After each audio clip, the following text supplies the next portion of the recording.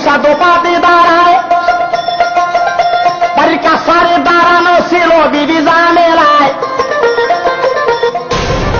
আরে বিবির দিকে তাকাইয়া তালুকদার বলিতে লাগিল, এই শাড়িটা কোথায় পাইছো তাই আমারে বলো। বিবি এইটাই আমার তাঁতের গো শাড়ি, তুমি সত্য করে বলো এখনই রে, এটা আমার তাঁতের গো শাড়ি।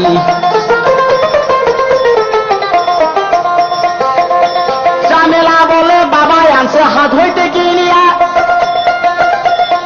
আপনার শাড়ি বুঝলেন আপনি কেমন করিয়া।